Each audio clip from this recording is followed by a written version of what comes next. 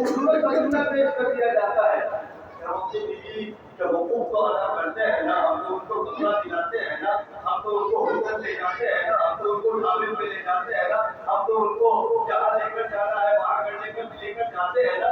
یہ تو اللہ اور رسول کے امانت کے اندر خیانت اور چوری اور بدخوئی اور بدکرداری ہے۔ اس میں کسی کی شرکت بیوی کے حقوق میں کسی طریقے کی کوئی شرکت کی گنجائش نہیں، کوئی دوستی نہیں۔ اس دوستی کے بنیاد پر کل جڑ ہے کہ طلاق سے بات نہیں بنتی تو بات کھلے تک چلی جاتی ہے۔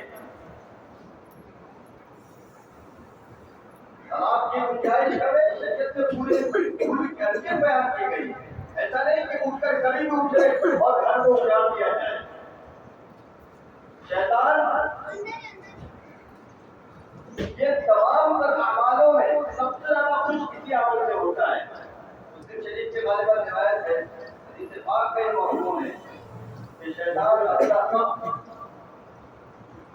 سمندر کے اوپر لگاتا ہے اور لوگوں سے اپنے چہرے چپاٹوں سے کر گزاری لیتا ہے کہ تم نے کیا کیا، تم نے کیا کیا۔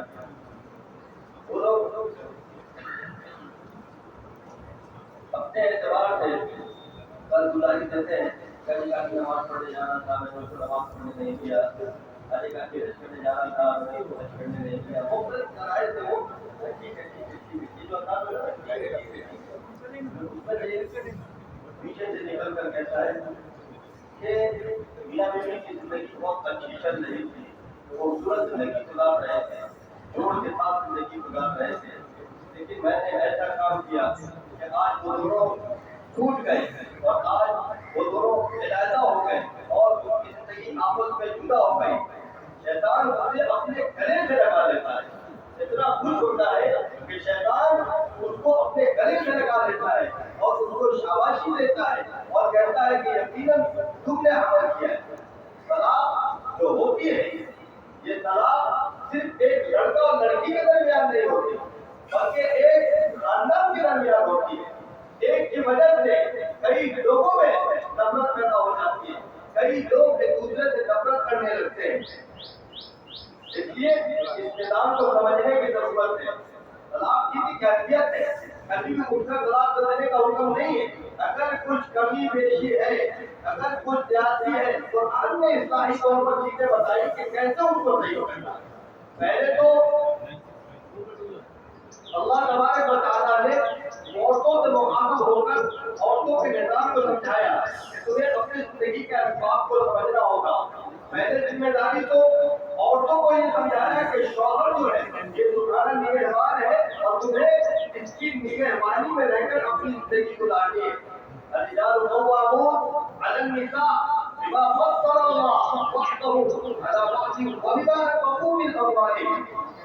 مردوں کو اللہ تبارک و تعالیٰ نے عورتوں کا نگہبان بنایا ہے اور بعض میں بعض کے اوپر موقعیت عطا فرمائی ہے اس لیے کہ وہ ان کے اوپر ان کے مالوں کو خرچ کرتے ہیں، ان کے محنت کو ادا کرتے ہیں، ان کے اخراجات کو برداشت کرتے ہیں، ان کے ذاتی نفعوں کو برداشت کرتے ہیں۔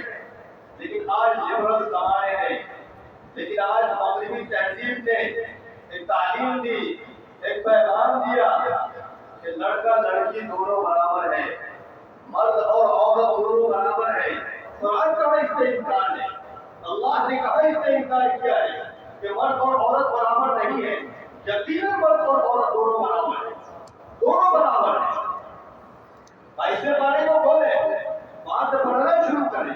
ان المسلمین والمسلمات والمؤمنین والمؤمنات، یہاں عورت اور مرد دونوں کو بالکل برابر کیا گیا۔ 5 وقت کی نماز مردوں کو پڑھنا ہے، 5 وقت کی عورتوں کو بھی پڑھنا ہے۔ زندگی میں ایک بار خیر مرد کو کرنا ہے، زندگی میں ایک بار خیر عورتوں کو کرنا ہے۔ یہ سارے وقت کی تکمیل ہو چکی ہے، انشاءاللہ اس موضوع کو اور میں تکمیل کی طرف ہو جاؤں گا، لیکن ہمیں یہ بات ضرور سمجھنی ہے کہ پہلے عورتوں کو اس بات کو قبول کرنا ہوگا۔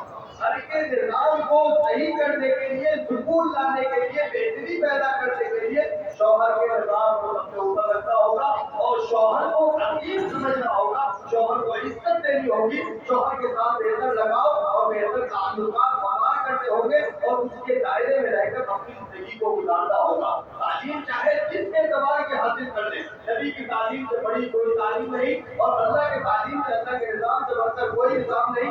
اللہ کے نظام کے چھاؤنی میں اور اس کے نگہبانی میں رہ کر اگر اپنی زندگی گزاریں گے زندگی پورے گلزار بن جائے گی. اس سے ہٹ کر اگر کسی کی غلامی کو قبول کریں گے اس کے ہٹ کر اگر کسی کو موقعیت دیں گے نظام میں خرابی آئے گی. کبھی طلاق کی شکل میں آئے گی اور کبھی خلا کی شکل میں آئے گی. طلاق کی کب گنجائش ہے اور خلا کی کب گنجائش ہے انشاءاللہ اپنی موضوع کو آگے بڑھایا جائے گا.